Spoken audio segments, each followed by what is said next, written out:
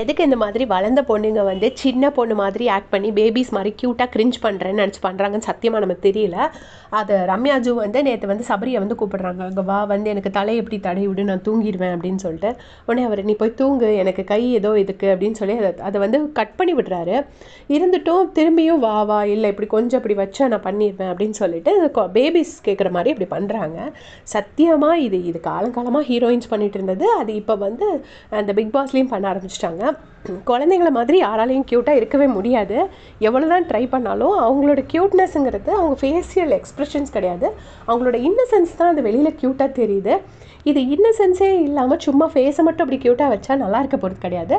அதுதான் வந்து ரம்யா பண்ணுறாங்க. ரொம்ப இரிட்டேட்டிங்காக இருந்துச்சு. எனக்கு தெரிஞ்சு நெக்ஸ்ட் வீக் வந்து சபரி வந்து ஐதர் பிபி ஹவுஸ்க்கு போகணும், இல்லைனா இவங்க ரம்யாவை வந்து பேபி ஹவுஸ்க்கு அனுப்பிட்டு பார்வதியை சூப்பர் டிலக்ஸ் ஹவுஸில் போட்டால் போதும். அதுதான் பிரச்சனை இல்லைன்னு நான் நினைக்கிறேன். இல்லைனா தேவையில்லாமல் சபரியோட பேபி ஜேர்னி எத்தனை வாரம் இருக்க போகுது தெரியாது. அந்த வாரத்தை கண்டிப்பாக அந்த ரம்யா போட்டு உடச்சிருவாங்க, கம்மியாக்கிடுவாங்கன்னு நான் நினைக்கிறேன். ஏன்னா இவங்க வந்துட்டு எப்ஜேயும் பின்னாடி துரத்திட்டே இருக்கிறாங்க, சபரியையும் பின்னாடி துரத்திட்டே இருக்கிறாங்க. ரொம்ப அண்ணா தங்கச்சி அப்படிங்கிற மாதிரி பண்ணிவிட்டு ரொம்ப ரொம்ப பின்னாடியே போகிற மாதிரி இருக்குது. அது வந்து அதர் பர்சனுக்கும் வந்து மோசம் தான். அதுக்கப்புறம் பார்த்திங்கன்னா இன்னொரு விஷயம் நேற்று சொல்லியிருப்பாங்க. சுபிக்ஷா வந்து இப்போ இவ்வளோ நாள் சூப்பர் டிலக்ஸ் ஹவுஸில் இருந்தாங்க, இப்போ வந்து பிக் பாஸ் ஹவுஸ்க்கு வந்துட்டாங்க.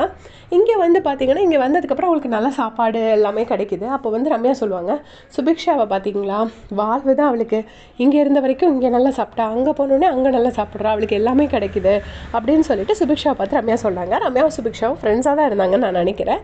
ஸோ அங்கே போனதுக்கப்புறம் இது இப்படி பண்ணுறாங்க அப்படிங்கிறது அது என்ன லாஜிக் நமக்கு தெரியல. அப்புறம் இன்னொரு விஷயம் சொல்லணும்னு நினச்சேன். இங்கே நிறைய பேர் கேட்குறாங்க, அன்பு கேங் எப்ஜே சபரி ரம்யா எல்லாம் அன்பு கேங். சரி, ஓகே, அவங்க அன்பு கேங்.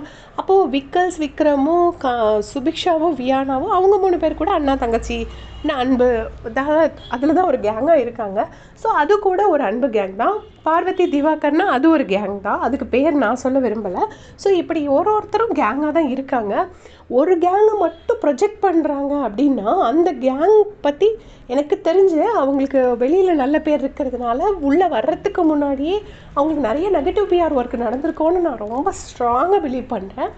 அதனால தான் உள்ளே வரத்துக்கு முன்னாடியே இப்போ அவங்க எல்லாம் கேங்காக சேர்ந்து என்ன பண்ணிட்டாங்க, யாரோ ஒருத்தரை கார்னர் பண்ணாங்களா? இவ்வளோ நடந்தப்புறமும் கூட யாருமே பார்வதியை கார்னர் பண்ணுறது கிடையாது. ஒரு சில விஷயத்தில் பார்வதிக்கு எதாவது சொன்னால் கூட அவளுக்கு டாஸ்கில் சான்ஸ் கொடுக்குறதா இருக்கட்டும், எதுலேயுமே பார்வதி கிடையாதுன்னு அவங்க வைக்கிறது கிடையாது. ஃபுல்லாக இன்வால்வ் பண்ணுறாங்க. அவள் என்ன ஒர்க் விரும்புகிறாளோ அதை தான் கொடுக்குறாங்க. ஸோ அப்படி தான் பண்ணிகிட்ருக்காங்க. ஸோ இது கேங்காக சேர்ந்து ஒருத்தரை ஒதுக்குறது, ஒருத்தரை மட்டும் புள்ளி பண்ணுறது, அதுக்கு பேர் தான் கேங். இப்போ வியானா அப்புறம் சுபிக்ஷா விக்ரம் 3 பேர் கேங்காக இருக்காங்க. அதனால யாருக்கும் எந்த ஹார்மும் இல்லை. அவங்க 3 பேரும் ஒரு டிஸ்கஷன் பண்ணிவிட்டு ஒன்றா சேர்ந்து போகிறாங்க.